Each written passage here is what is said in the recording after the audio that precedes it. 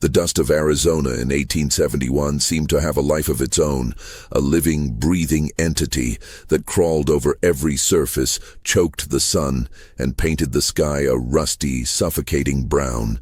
For 19-year-old Caleb and his family, this dust was a constant companion, a silent witness to their long and arduous journey toward California. Their wagon train, a creaking, groaning line of wooden caravans and clopping hooves, was a moving wound on the vast, arid landscape, a promise of new life against a backdrop of death and desolation. Caleb's family, the Carters, were a small unit.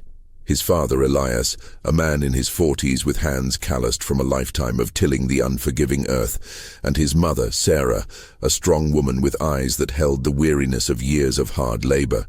They were leaving behind a life of broken promises and failed harvests, but the hope of a better future in California, a land whispered to be fertile and full of opportunity, propelled them forward. Yet, their optimism was a fragile bubble, surrounded by a landscape that whispered ancient secrets. The first hint that something was wrong wasn't the dust, nor the relentless sun, but a solitary wagon they passed heading in the opposite direction. It was a family of three, a gaunt, pale man, a woman clutching a young child, their faces etched with a fear that went beyond the ordinary hardships of the trail. The man's eyes met Elias's for a fleeting moment, a mix of pity and horror. But what truly unsettled Caleb was the woman. As their wagons crossed paths, she didn't just look at them.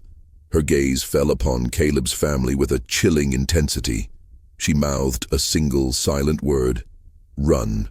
Elias, ever the pragmatic one, dismissed it as trail madness, a common affliction of those who had been broken by the endless road. But Caleb couldn't shake the image from his mind. That night, as the stars came out, impossibly bright in a sky unburdened by city lights, he found himself staring into the darkness, the woman's desperate plea echoing in his thoughts. The next day, a sense of unease settled over their small group. They had been traveling alone for 3 days, a small splinter group from a larger caravan that had split off weeks earlier to take a more direct route. The land grew more hostile, the trails more indistinct. The usual sounds of the wilderness, the rustle of a lizard in the brush, the cry of a hawk overhead, were replaced by an eerie quiet. It was Sarah who first spoke the name. The Sullivans. She said it softly, as if speaking a curse. "Who are the Sullivans, Ma?" Caleb asked, his voice low. "Don't you remember?" She replied, her eyes wide. "They were the family that sold us this map. Said it was a quicker way to the coast, with a spring you'd never find on a regular trail. They seemed so eager for us to take it." Elias scoffed. "They were just honest folk trying to make a living. The map's been a good one so far, hasn't it?" But the next few days proved him wrong. The trail became a ghost, twisting and turning in ways that made no sense. The landmark the Sullivans had described, a distinctive double-peaked mesa, never appeared. The spring, promised to be a lifesaver in this parched land, was nowhere to be found. As their water reserves dwindled, the silent tension between them grew. Elias grew more sullen, his face a mask of frustration and growing doubt. Sarah, usually the picture of stoic resilience, started to look haggard, her hopes slowly being replaced by a gnawing dread. Caleb felt the weight of it all, the unspoken fear that they were lost, trapped in a maze of rock and sand. One evening, while Elias and Sarah were asleep, Caleb took a lantern and carefully unrolled the map the Sullivans had given them. The paper was old, brittle, and stained with what looked like dried blood, a detail he hadn't noticed before. He held it closer to the flickering light, his heart pounding. The map wasn't just a map. Scrawled in a shaky, almost illegible hand along the bottom edge were a series of numbers and a single chilling word repeated over and over again. Lost, lost, lost. He quickly rolled the map back up, his hands shaking. He had to tell his father, but a cold dread held him back. What if this wasn't an accident? What if the Sullivans hadn't been trying to help them, but to lead them into a trap? The following morning they found it. A small, makeshift grave marked by a crude wooden cross. The inscription, barely legible, read, "Jedediah Sullivan, died on the path. Forgiven." A shiver ran down Caleb's spine. Jedediah Sullivan. It was the name of the man who had sold them the map, but the man they had met was alive. It had to be a different Sullivan. Still, a chilling question lingered. If this man had died on the path, why had his family continued to lead others to the same fate? The answer, he was about to discover, was a horrifying secret that went far deeper than a simple map and a misbegotten trail.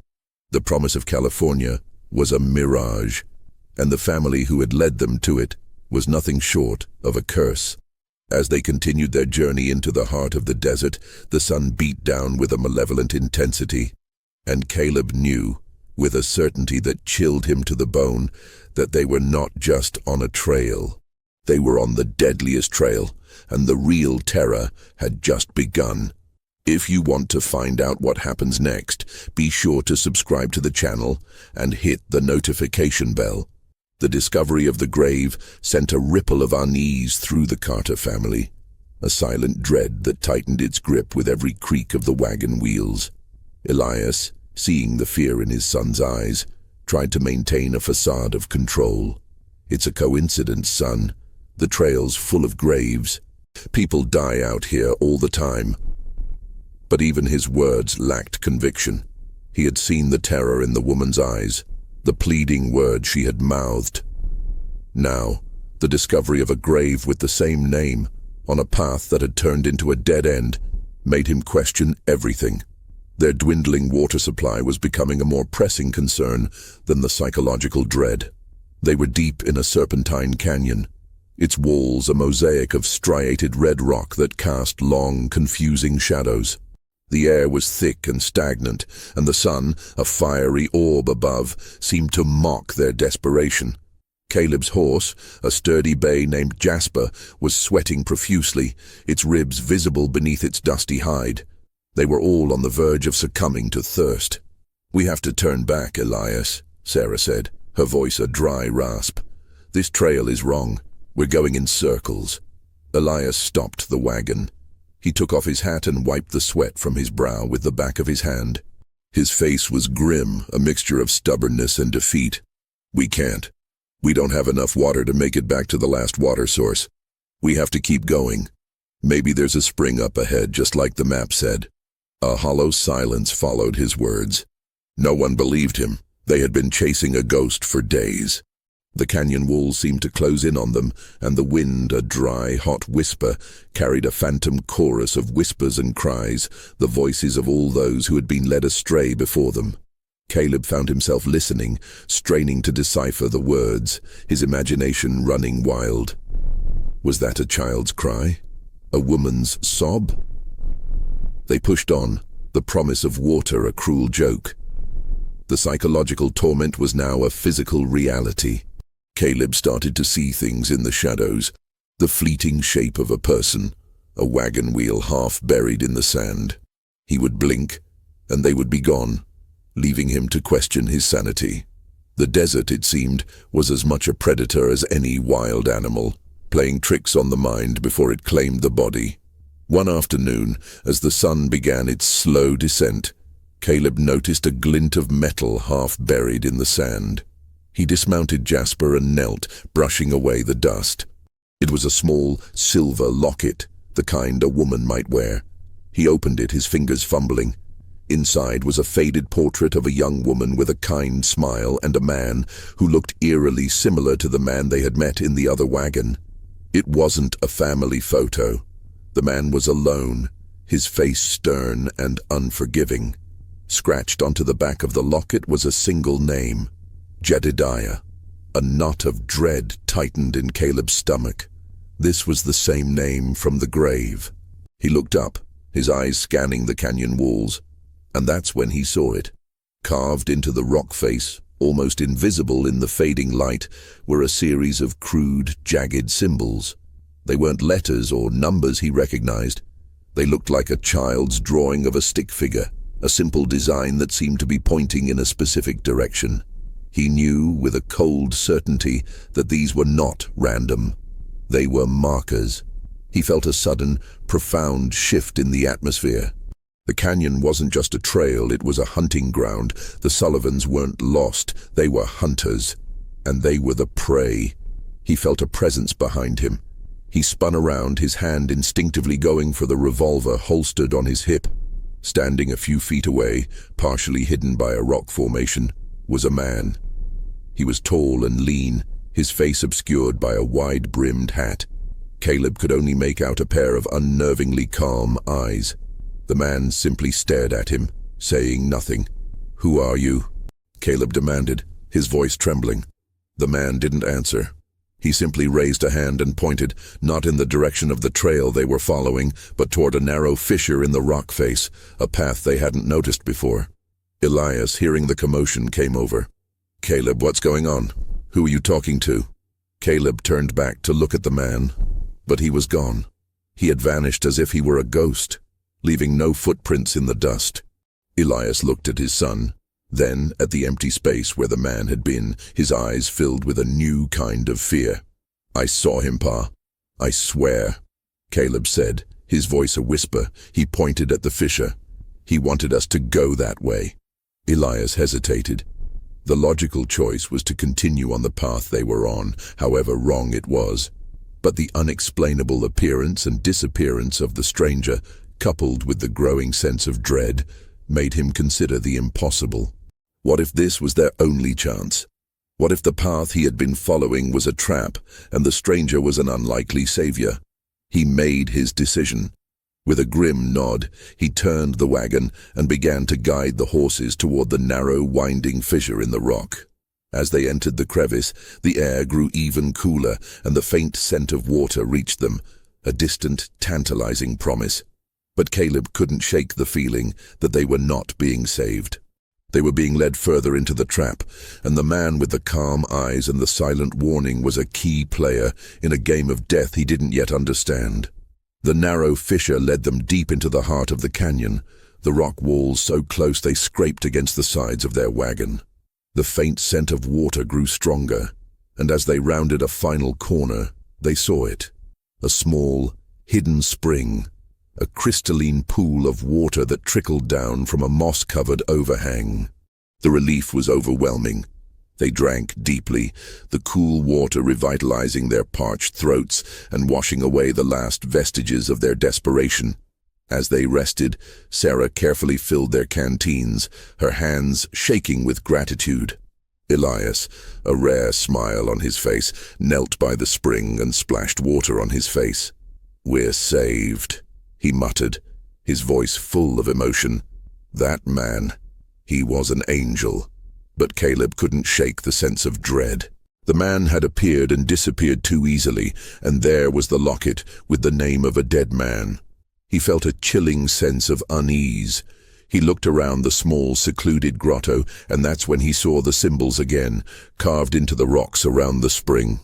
The same crude stick figure pointing in a new direction. It wasn't just a spring, it was a waypoint. He followed the direction of the symbol and saw another crude marking, then another, leading away from the spring and deeper into the canyon. They weren't random. Someone had carved them with a purpose. He felt a cold dread as he considered the implications. The man had led them to a place not just to save them, but to guide them along a specific path. A path that had been marked with the symbols of a family who had led a man to his death. That evening, as they cooked a small meal over a fire, the atmosphere was one of relief, but a dark cloud lingered. Elias, his spirits lifted by the water, started to talk about the man they had met. "He saved us, son. It was a miracle." Caleb shook his head. "I don't think so, Pa. I think he was a part of it." He told them about the markings, the locket, and the grave with the name Jedediah Sullivan. He explained his theory, that the Sullivans weren't a lost family, but a family of trappers, luring people into a trap. Elias scoffed, but there was a flicker of doubt in his eyes. "That's just talk, Caleb. People are not so evil as that." But Caleb was not convinced. He felt a growing sense of urgency. They had to leave this place. He knew they were being watched, led on a leash. The spring wasn't a gift. It was a lure. As the night wore on, a storm rolled in, a rare occurrence in the desert. Thunder rumbled, and the air grew heavy. Then the rain came, not a gentle shower, but a deluge that pounded the ground and turned the dry earth into a sea of mud. They were forced to huddle in the wagon, listening to the torrent outside. In the middle of the night, Caleb woke up with a start. He heard a sound outside the wagon, a low groan and a splash. He peered through the canvas flap. The fire had been extinguished by the rain, and the darkness was absolute. He couldn't see anything. "Pa," he whispered. He heard another splash, followed by a faint gurgling sound. A terrible fear gripped him. He grabbed the revolver, his hands shaking so violently he could barely hold it steady. He slipped out of the wagon, into the mud and the pouring rain. The spring was no longer a tranquil pool. It was a churning mass of mud and water overflowing its banks. A shape was half buried in the mud near the edge, its body convulsing. It was a man, and he was trying to pull himself free, but the mud had him trapped. His face was a mask of terror. As a flash of lightning illuminated the scene, Caleb saw his face. It was the man he had met, the one who had guided them to the spring. Caleb scrambled forward, trying to help him, but the man shook his head violently. He pointed a trembling finger at the spring, his eyes wide with a horrifying realization. He opened his mouth, and a desperate, gurgling whisper came out. The spring. It's a trap." He didn't finish the sentence. He let out a final, agonizing gasp and went limp. The mud swallowed him whole, and he was gone. Caleb stood there, frozen, the truth of the man's final words sinking in. The water wasn't a blessing, it was a curse. He stumbled back to the wagon, his mind reeling. The Sullivans weren't just luring people, they were killing them. The man who had seemed to save them had been one of their own, perhaps a betrayer, and he had been punished. He crawled back into the wagon, his body shaking with cold and fear. He had to tell his parents, but the words wouldn't come. They had drunk the water. They were all poisoned. He looked at his sleeping parents, their faces peaceful in the dim light. He felt a profound sense of helplessness. They had followed the trail of a family who didn't want to save them. They wanted to kill them. And now, they were next. The morning after the storm, the air was clean and cold, but the Carter family's hearts were heavy. Elias and Sarah, who had woken to find Caleb pale and shaken, listened in grim silence as he recounted what he had seen. The man's last words, "The spring, it's a trap," hung in the air like a death sentence. "Poisoned?" Elias asked, his voice a strained whisper. "No, that's impossible. We drank it. We would feel something by now." But as the day wore on, subtle changes began. Sarah complained of a low fever and a persistent headache. Elias felt a strange, tingling sensation in his fingers and a general weakness in his legs. Caleb, though he had drunk the same water, felt an inexplicable clarity, his mind racing with possibilities. He realized he had barely consumed any of the water, and what he had was a mere sip. The others had drunk deeply, and it was taking effect. They knew they couldn't stay. They had to move. But where? The trail ahead was marked with the ominous stick figures. They had been led to a place of death, and now they were on a path that would lead to a more horrific end. As they rode, Caleb, in his heightened state of awareness, began to notice small details he had missed before. The trail was littered with tiny, almost imperceptible objects. A rusted button, a broken piece of a ceramic plate, a tiny leather doll. These were not random. They were markers, a macabre trail of breadcrumbs left by the Sullivans. They weren't just luring people, they were documenting their movements, a twisted game of cat and mouse. The sickness in his parents grew worse.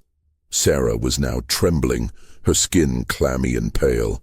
Elias was finding it difficult to hold the reins, his hands shaking uncontrollably. Caleb, feeling the weight of the family's survival on his shoulders, took over. He drove the wagon, his eyes scanning the horizon, looking for any sign of a way out. That's when he saw a small, dilapidated shack in the distance, nestled against a rocky outcrop. It was the first sign of human habitation they had seen in days. A plume of smoke curled from a rusty stovepipe, a beacon of hope. "Pa, look," Caleb said, pointing. "Maybe there's help there." Elias, his face ashen, nodded weakly. "Be careful, son. This whole trail, it's a bad omen." As they approached the shack, a figure emerged from the doorway. It was an old woman, her face a road map of wrinkles, her eyes piercing and intelligent. She was dressed in a worn-out dress, her white hair tied in a loose bun. "You've come a long way, young man," she said, her voice a dry crackle. "Lost on the trail, I reckon." Caleb nodded, his heart pounding. "My parents, they're sick. We drank water from a spring. I think it was poisoned." The old woman's eyes, which had been full of an unsettling calm, widened with a flash of recognition. "The cursed spring," she whispered. "I've been waiting for you. I knew someone would come. The Sullivans, they told me to expect you." Caleb's blood ran cold. He had been right. The Sullivans were still a part of this. "Who are you?" he demanded, his hand moving toward his gun. "I am Mercy," the old woman said, "and I am their prisoner. They found me years ago, lost and dying on this trail. They offered me water, but it was poisoned just like yours. They told me I could live if I did as they said. If I became their bait, they give me just enough to live, enough to tell people to go on." Mercy's words were a revelation. They weren't a lost family. They were a group of opportunistic criminals. They would find people, give them a poisoned map, and then prey on them as they slowly died. The man who had led them to the spring was one of them, a betrayer, and the Sullivans had killed him for it. "They're coming for you," Mercy continued, her voice filled with a desperate urgency. "They know you're sick. They'll wait for you to be weak, and then they'll take what you have. But I can help you. I have the antidote. I've been saving it for someone who isn't too far gone. They don't know I have it. I stole it a long time ago. It's a bitter root. They use it to cure themselves when they get too much of the poison by accident." Mercy led them inside the shack. It was small and filled with the stench of sickness and decay. She handed Caleb a small clay jar filled with a dark, gooey substance. "Give a small portion to your ma and pa. It will make them sick at first, but it will save them." Caleb looked at the jar, then at Mercy. Could he trust her? Was she part of the Sullivans' deception? But the desperation in her eyes was real. He had no other choice. He had to save his family.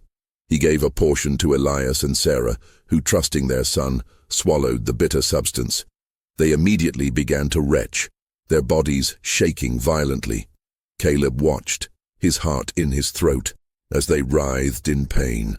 Suddenly, a shotgun blast shattered the silence, followed by a series of high-pitched whistles. Mercy's face turned white with terror.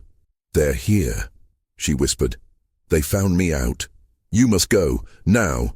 Before Caleb could ask who they were, the door to the shack burst open, and 3 figures cloaked in dust and shadow entered. They were the Sullivans. The father, a tall, gaunt man with a sinister smile. The son, the man Caleb had met, alive and well, his eyes now filled with a cruel light. And another man, a hulking brute with a heavy shotgun. "Well, well," the father said, his voice a low, chilling rumble. "Looks like the old witch has a conscience after all. And look, a little family. You're early. We were just about to come to you." Caleb, his heart pounding, pulled out his revolver. "Stay away from them," he said, his voice shaking but firm. The father laughed, a sound that was full of genuine malice. "Oh, son, you don't get it, do you? You're on our trail. You're on our land. You're a part of our legacy, and you're not getting off it alive." The air in the shack was thick with tension, a suffocating mix of fear and rage. Elias and Sarah, still weak from the effects of the antidote, were huddled together, their eyes wide with terror. Caleb, his revolver aimed at the Sullivans, felt a mix of cold dread and righteous fury. He was no longer a lost traveler. He was a protector, a man fighting for his family's survival. The hulking man with the shotgun, whom the father called Jed, slowly raised his weapon, the barrel glinting menacingly in the dim light. Caleb's eyes went from the father to the son to Jed. It was the same name from the grave and the locket. The Sullivans, it seemed, had a twisted sense of humor. They named their victims after themselves, a grotesque monument to their depravity. The father, who introduced himself as Silas Sullivan, took a step forward. "Put the gun down, boy. You're outmatched. We have all the time in the world, and you're already dying. Your parents are already poisoned. We can just wait." Silas's words were a cold, calculated strike at Caleb's resolve. He knew he couldn't fight all three of them. He had to think of another way. His eyes darted around the shack, looking for an escape route, a weapon, anything. That's when he noticed the small, half-buried trapdoor in the corner of the room, hidden beneath a ragged rug. Mercy, seeing his glance, gave a quick, almost imperceptible nod. A secret way out. "Why are you doing this?" Caleb asked, trying to stall, to buy time for his parents to recover. "Why do you lead people to their deaths?" Silas smiled, a slow, predatory grin that was more unsettling than any snarl. "It's not about the gold, boy. We have plenty of that. It's about the hunt, the thrill of the chase. We find them strong and full of hope. We give them a promise, a map to a better life. And then we watch as that hope turns to desperation, as they become sick and weak. We see the fear in their eyes. It's a beautiful thing to watch. We are the vultures, and you are our feast." He gestured to the shack. "This little place is our observation post. We watch them suffer. We watch them die. The ones who are too far gone, we bury them. The ones who have something we want, we take. The old woman here, she's our pet, our little game. We gave her the antidote, just to keep her around, to lead the next group to the slaughterhouse. But she tried to betray us." He leveled a cold stare at Mercy. "A mistake we will not forgive." Silas's words were a horrifying glimpse into the mind of a sociopath. This wasn't about survival. It was about a twisted, cruel game. Jed, the hulking one, took another step forward, his shotgun cocked. "Enough talk, Pa. Let's get this over with." Caleb had to act. He didn't have a choice. "You won't get away with this," he said, his voice ringing with a new, unexpected strength. He wasn't afraid anymore. He was angry. "There are others who know about you. The family we met on the trail. The woman, she told us to run." A flash of surprise crossed Silas's face. "The Thompsons," he said, a grim smile on his lips. "They were a tough bunch, but they found out too late. The woman, she was a pretty thing. We took her little girl as a souvenir, a lovely little doll." The words were a hammer blow. Caleb's fury boiled over. He pulled the trigger. The shot was aimed at Jed, but the man was faster than he looked. He ducked, and the bullet went wide, embedding itself in the wooden wall. The sound of the gunshot was deafening. Jed lunged forward, and Caleb fired again, but Jed was already on him. The hulking man slammed Caleb against the wall, the shotgun barrel pressing into his throat. Caleb felt the breath leave his lungs, his vision blurring at the edges. Just as he thought he was done for, a cry of rage ripped through the air. Elias, despite his weakness, had somehow found a renewed burst of strength. He grabbed an iron poker from the fireplace and with a guttural roar swung it at Jed's head. The blow landed with a sickening thud, and Jed staggered back, dazed. The distraction was all Caleb needed. He shoved Jed back, took a deep breath, and sprinted for the trapdoor. He yanked at the ring, but it was stuck. He yanked again, his muscles screaming. Silas and his son were closing in on him. "You're a fool, boy," Silas yelled, his voice full of cruel delight. "There is no escape. This is where your family dies. This is where your story ends." Suddenly, with a loud groan, the trapdoor opened. Mercy, the old woman, was on her knees, her face a mask of strain. She had been prying at the door with a rusted knife. "Go!" she screamed, her eyes wide with desperation. "I'll hold them off." Caleb didn't hesitate. He scrambled down the narrow, dark hole, his parents following him.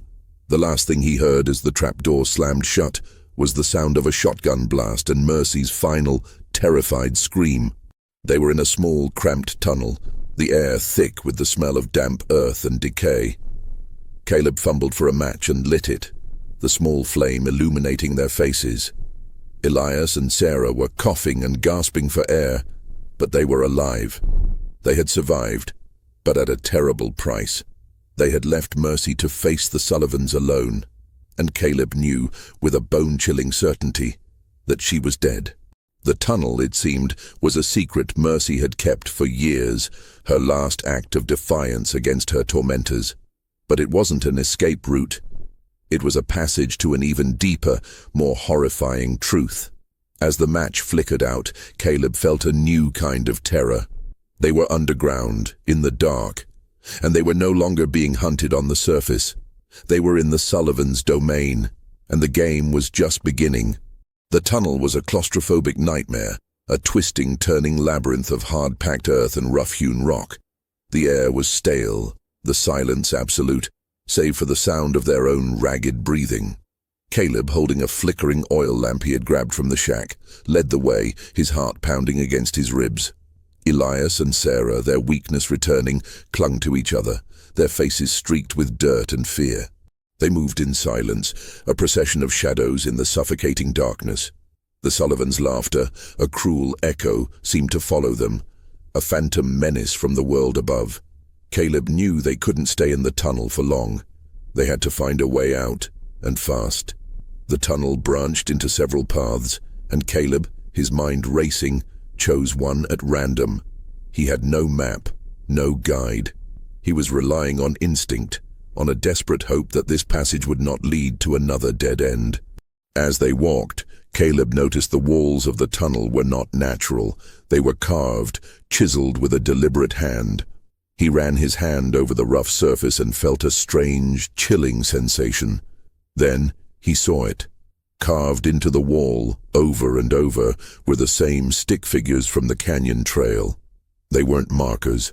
They were a record. He realized the Sullivans had used this underground network for years. It was their lair, their home. They lived in the darkness, emerging only to hunt their prey. The thought made his blood run cold. They weren't just criminals. They were monsters, creatures of the earth dwelling in their own self-made hell. The tunnel opened into a large cavern, its roof supported by thick wooden beams. In the center of the cavern was a crude table, and on it lay a pile of personal belongings. An elegant lady's fan, a child's toy soldier, a man's pocket watch, its hands frozen in time.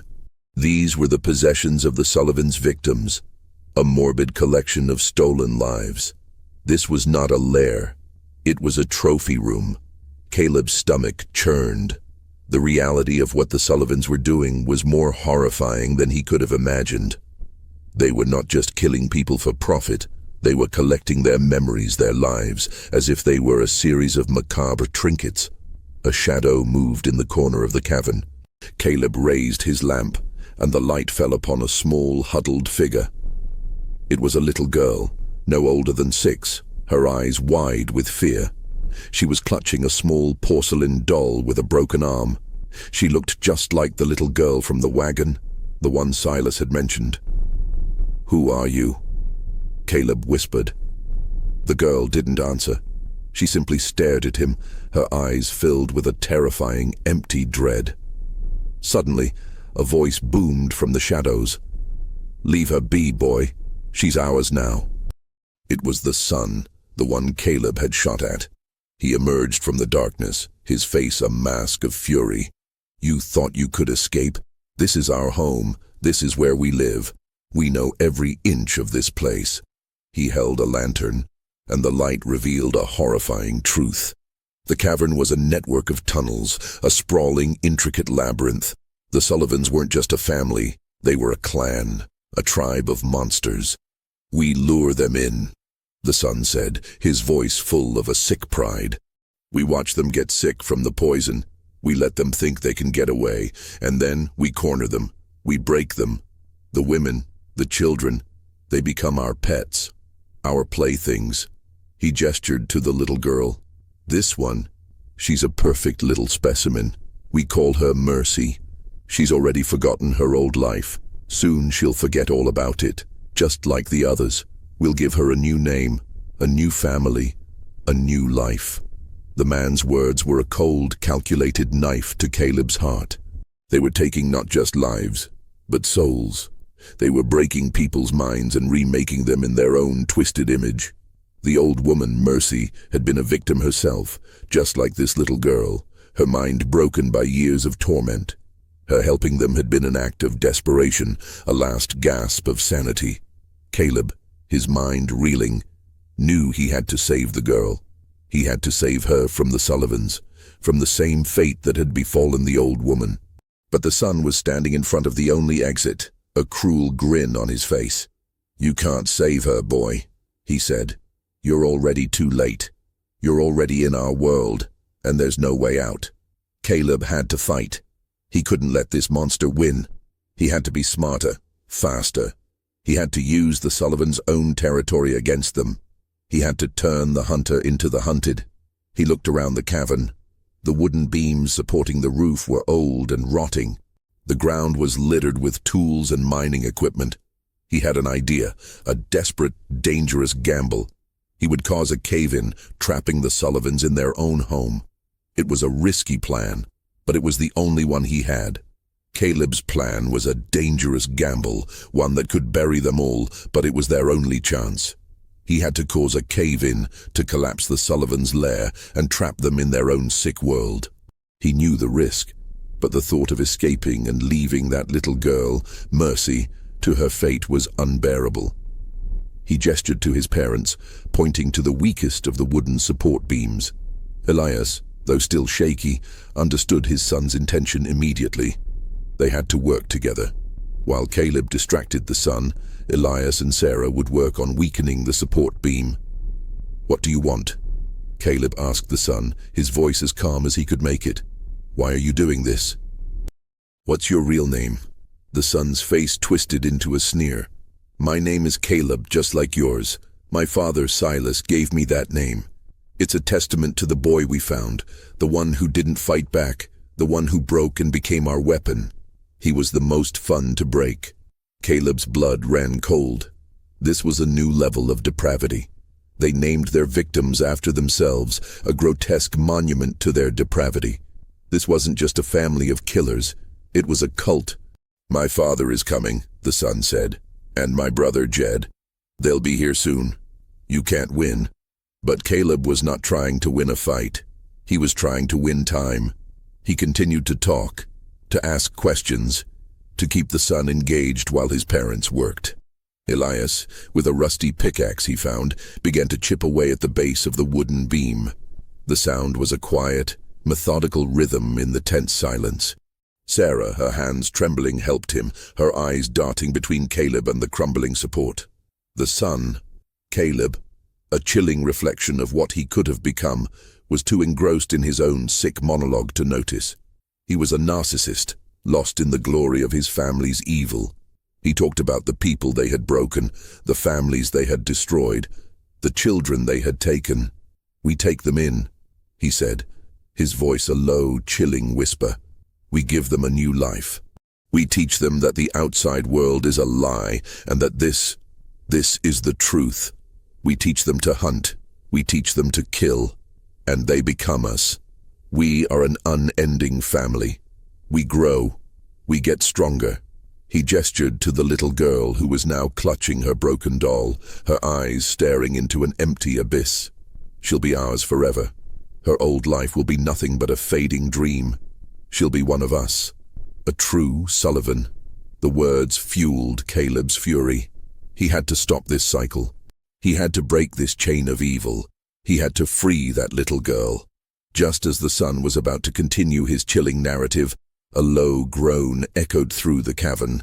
The support beam, weakened by Elias and Sarah's desperate work, was beginning to give way. Dust and pebbles rained down from the ceiling. The son looked up, his face a mask of confusion. Then, a moment later, a flash of pure, unadulterated rage. "You little bastard," he roared, lunging at Caleb. Caleb didn't hesitate. He pulled the trigger of his revolver, and this time the shot found its mark. The son stumbled back, clutching his shoulder, a look of shock and disbelief on his face. He was not used to being the prey, but the shot had done more than just wound him. The echo of the gunshot had a domino effect, a powerful sound wave that shook the already unstable cavern. The wooden beam, now at its breaking point, gave way with a sickening crack. The cavern roof began to crumble, the sound of falling rock deafening. "Run!" Caleb yelled, grabbing his parents and the little girl.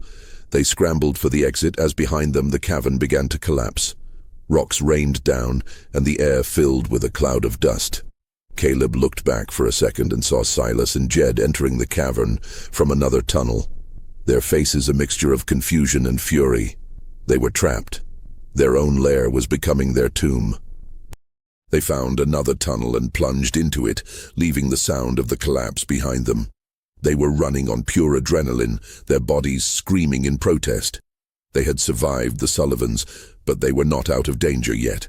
The tunnel could lead to another dead end, or worse. But as they ran, a small choked whisper came from the little girl. "Thank you," she said, her voice a small, tiny thread in the darkness. "My name is Elizabeth." Caleb's heart leaped. The tormentors had failed. They hadn't broken her. They hadn't stolen her identity. She had held on. She was a survivor. They continued to run, their way lit by Caleb's dwindling lamp. But as they rounded a corner, they saw a faint light ahead, a promise of a new day. They were emerging from the labyrinth, not into another part of the desert, but into a small, secluded valley, a hidden oasis. In the center of the valley, a small stream flowed, its water pure and clear. They had been led to a place of death, but they had found a place of life. They had survived the Sullivans' game. They had found their way out of the dead trail and into a new beginning. This is a fictional story. Do not attempt to replicate or follow any part of this story. The characters and events are not real. If you're enjoying the story so far, please consider subscribing to our channel and hitting the notification bell so you don't miss out on what happens next. The valley was a haven, a small green miracle in the unforgiving desert. The stream was clear and the air was fresh, carrying the scent of wild sage and damp earth.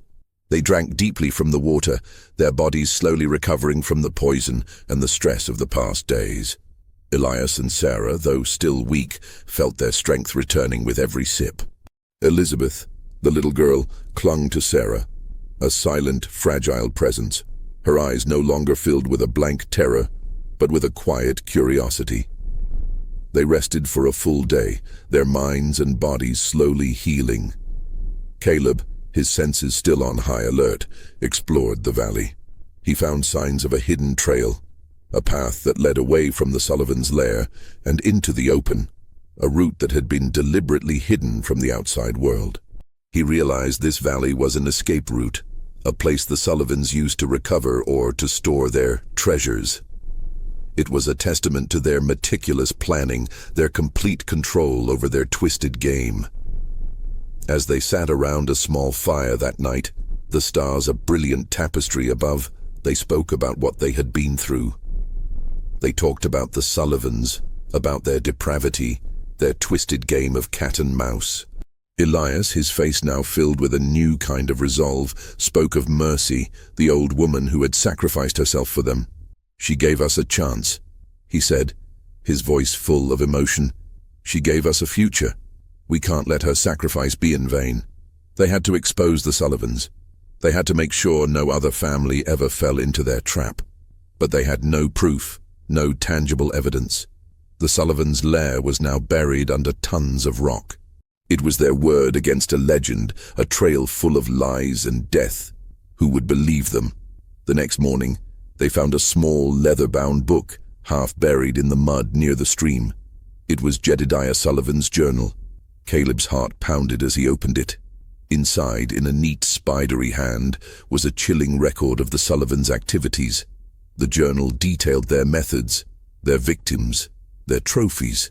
It was a cold, methodical account of their crimes, a horrifying confession. The journal described their origins. The Sullivans weren't a family by blood. They were a group of drifters, outcasts who had found each other on the trail. They were bonded by a shared love of cruelty, a common enjoyment in the suffering of others. They had devised the Deadliest trail, a system to lure and torment travelers. They would use a poisoned map, then a poisoned spring, and then a series of traps and psychological games to break their victims before they killed them. Jedediah, the journal explained, was one of them, but he had a conscience. He had tried to betray them, to warn a family about the trail. They had killed him for it, burying him on the path as a warning. The locket with Jedediah's name was a cruel joke, a taunt to anyone who found it. The man Caleb had seen, the one who had led them to the spring, was Jedediah's brother, the son who had been broken and remade in the Sullivans' image. He had been their enforcer, their muscle. He had killed his own brother to prove his loyalty. The journal was a chilling, undeniable truth. It was the proof they needed. With it, they could expose the Sullivans, even if they were now buried in their own tomb. They had a purpose, a mission, a reason to keep going. They had to get back to civilization, to a town, to a sheriff. They had to tell their story. They left the valley, now a place of hope, and followed the hidden trail. It led them to a small, dusty town a few miles from the main trail. The town was called Redemption, a fitting name, Caleb thought. As they rode into town, they were a sight to behold. Ragged, dirty, with a little girl clinging to them, their wagon covered in the dust of a deadly trail. They went straight to the sheriff's office. The sheriff, a grizzled old man named Barnes, listened to their story with a growing sense of disbelief. He had heard of the Deadliest trail, a legend whispered in saloons, but he had never believed it. He had always thought it was a story to scare greenhorns. But when Caleb handed him the journal, his skepticism turned to shock, and then to a grim understanding. The journal was undeniable proof. The list of names, the details of the murders, the sheer, cold depravity of it all. Sheriff Barnes, a man who had seen his share of violence, was horrified. He gathered a small posse, and they rode out with Caleb as their guide. They found the canyon, they found the wreckage of the Sullivans' shack, and they found the entrance to the collapsed tunnel. The Sullivans were buried in their own lair, a fitting end to a life of cruelty. They never found the bodies. They were buried too deep. But they knew the Sullivans were gone, and that the Deadliest trail was now a part of history, a legend that would be told for generations. Caleb, Elias, and Sarah, with little Elizabeth by their side, were no longer just survivors. They were a testament to human resilience, a living example that even in the face of the greatest evil, hope can prevail. They had been to hell and back, and they had found their way home, a new family forged in the fires of a terrible ordeal. News of the Sullivans and the Deadliest trail spread like wildfire throughout the West. The story of the Carter family's harrowing journey, their survival, and their unearthing of the Sullivans' dark secret became a legend. They were hailed as heroes, their names whispered with a mixture of awe and respect. The sheriff's office officially closed the case, the Sullivans' reign of terror over. The Carter family, along with Elizabeth, was finally safe. They found a small plot of land near Redemption and began to build a new life, a life free from the suffocating dust and the terrifying secrets of the trail. But for Caleb, the trail wasn't just a memory. It was a ghost that haunted his every step. He couldn't shake the image of the Sullivans' faces, the cold cruelty in their eyes, the sound of their chilling laughter. He couldn't forget the terrified eyes of the victims, the look of silent dread on Mercy's face, or the blank, vacant stare of Elizabeth when they found her. He tried to go back to a normal life. He worked the land. He helped his father build a new cabin. He spent time with his mother and Elizabeth. But at night, the nightmares would come. He would see the canyon, the suffocating dust, the stick figures carved in the rock, and the faces of the Sullivans, their eyes glowing with a malevolent light. One day, as he was working in the field, a man rode up to their property. He was a tall, gaunt man, his face obscured by a wide-brimmed hat. Caleb's heart pounded. He knew this man. It was the same man from the canyon, the one who had appeared and disappeared like a ghost. But it couldn't be. The Sullivans were dead. He had seen their lair collapse. The man dismounted, his movements fluid and unnervingly calm. He walked toward Caleb, a slow, deliberate pace that felt like an approaching storm. "Hello, Caleb," the man said, his voice a low, chilling whisper. "You thought you could get rid of us so easily." Caleb's blood ran cold. This wasn't a hallucination. This was real. This was the son, the one he had shot. He was alive. "How?" Caleb stammered, his hand going for his revolver. The man, Caleb, laughed, a hollow, dry sound that was full of a sick pride. "The cave-in. It was a minor inconvenience. We have other tunnels, other lairs. We are a family, Caleb. A family that grows. You didn't kill us. You only made us angrier." He took off his hat, revealing a deep, jagged scar where Caleb's bullet had grazed him. "We are not so easily defeated. We know this land. We have eyes and ears everywhere. We knew you would go to the sheriff. We knew you would show them the journal. We let you go. We gave you hope. And then we watched as you tried to build a new life. It's a beautiful thing to watch a man build a home. A beautiful thing to watch it burn." Caleb's mind was a whirlwind of terror and confusion. The Sullivans were still out there. They hadn't won. They had just survived one battle, but the war was far from over. "What do you want?" Caleb asked, his voice trembling. "We want you," the man said, his eyes a cold, unwavering stare. "We want to break you. We want to show you that there is no escape, that you can't run from the darkness. We want to show you that you are just a pawn in our game. And the game, it's just beginning."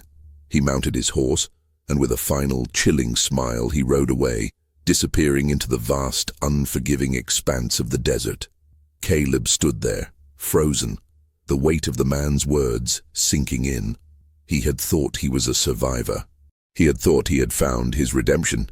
But he had just been playing a part in the Sullivans' sick game, a game that had no end. They were everywhere. They were the ghost of the trail, the living embodiment of the terror they inflicted. And they were coming for him. They were coming to take everything he had, and to turn his new life into a new kind of hell. The return of the Sullivans was not just a threat. It was a psychological assault. They didn't attack immediately. Instead, they began to torment the Carter family, a campaign of small, chilling acts that served as a constant reminder of their presence. A crude stick figure would appear carved into their front door. A small porcelain doll with a broken arm would be found on their porch. The water in their well would turn to mud, leaving them without a source of clean water for days. Caleb's nightmares became a living reality. He was constantly on edge, his senses on high alert. Elias and Sarah, once full of a renewed hope, were now sinking back into a state of quiet despair. Elizabeth, the little girl who had just begun to heal, was once again terrified, her eyes wide with a fear Caleb knew all too well. He went to Sheriff Barnes, but the sheriff was skeptical. "Son," he said, his voice full of a gentle pity, "the Sullivans are dead. The cave-in. It was too big. You're seeing ghosts. The trail, it's playing tricks on your mind." But Caleb knew it was not a trick. He was being hunted. He was being broken down, piece by piece, just like the Sullivans had described. He had to stop them. He had to end this. He couldn't let them win. He couldn't let them take his family's hope. He decided to fight back on his own. He would use the Sullivans' own tactics against them. He began to set up his own traps, his own warnings. A psychological war on a family of psychological monsters. He would set up false trails, dead ends. He would leave false messages, a series of lies that would lead them to nowhere. He became a ghost himself, a hunter in the darkness. He would spend his nights in the hills, watching their homestead, his senses on a constant, hyper-vigilant alert. He knew they were watching him, so he watched them back. It was a terrifying, exhausting game, a test of wills. One night, he saw a fire in the hills, a signal he recognized from Jedediah's journal. It was a signal to bring the family's trophies to a new location. They were moving their operation, their lair. They weren't just toying with him. They were continuing their monstrous work. He knew this was his chance. He had to follow them. He left a note for his parents, a simple, heartbreaking message. "I'm ending this. Don't follow me. I will be back." He followed the trail of the fire, a path that led him deeper and deeper into the wilderness. He knew he was walking into a trap, but he didn't care. He was done with being the hunted. It was time to become the hunter. The trail led him to a small, hidden canyon, a new labyrinth of rock and shadow. At the end of the canyon, he found a small, makeshift campsite. There they were, Silas, the cruel patriarch, Caleb, the broken son, and Jed, the hulking brute, all alive and well. They were sitting around a campfire laughing, their faces illuminated by the flickering light, a scene of pure, unadulterated evil. They saw him. They had been waiting for him. They weren't surprised. They had orchestrated this. "Welcome, Caleb," Silas said, a wide, malevolent smile on his face. "We knew you would come. We knew you couldn't stay away. You are too much like us, you see. You enjoy the game." Caleb shook his head. "I'm nothing like you. I'm here to stop you. I'm here to end this." "You can't," the son said, his voice a mocking echo. "You think you can just stop the flow of a river with a single stone? We are everywhere. We are in the hearts of the men and women who fear the dark. We are the terror in the stories they tell their children." But Caleb was not there to argue. He was there to end this. He raised his rifle and fired. The shot was aimed at Jed, but the hulking man was faster than he looked. He dodged the bullet, and it hit a large rock behind him, causing a shower of sparks. The Sullivans, laughing, charged at him. Caleb ran. He had no other choice. He had to lead them somewhere. He had to use the environment against them. He had to use their overconfidence against them. He led them to a narrow, deep crevice, a fissure in the earth that was almost invisible in the darkness. It was a place he had discovered on his nights of reconnaissance. It was their last stand. He turned and faced them, his rifle loaded. "It ends here," he said, his voice a low, steady rumble. Silas laughed. "It ends when we say it ends, boy." Caleb didn't answer. He fired, and the bullet hit a rock a few feet above their heads, causing a small rock slide. The Sullivans, surprised, stopped in their tracks. It wasn't a killing shot. It was a distraction. Caleb fired again, and again, aiming not at them, but at the rock and dirt around them. The ground beneath their feet, already unstable, began to give way. The crevice was a trap. The Sullivans looked down, a look of shock and disbelief on their faces. They had been so sure of their victory, so sure of their control. But Caleb had played a new game. He had learned from them. He had used their own tactics against them. The ground gave way with a sickening roar, and the Sullivans, screaming in a mixture of rage and terror, fell into the darkness. They were gone, swallowed by the earth. Caleb stood there, his body shaking, his mind reeling. He had done it. He had finally ended it. The Sullivans were gone, their dark legacy buried in the earth. The Deadliest trail was no more. He was no longer a victim. He was a survivor. He was a hero. He walked back to his homestead, the sun beginning to rise in the distance, a new day dawning. He was no longer a boy, but a man, his face weathered, his eyes full of a new, profound wisdom. He had been to hell and back, and he had come back a new man. He had found his family, his home, and his peace. And he had a new story to tell, a story of hope and resilience, a story that would serve as a beacon to all who found themselves on a dark and deadly trail. This is a fictional story. Do not attempt to replicate or follow any part of this story. The characters and events are not real. If you enjoyed the story, please be sure to subscribe to the channel and hit the notification bell so you don't miss out on what we have in store next. Thank you for watching, and we'll see you in the next one.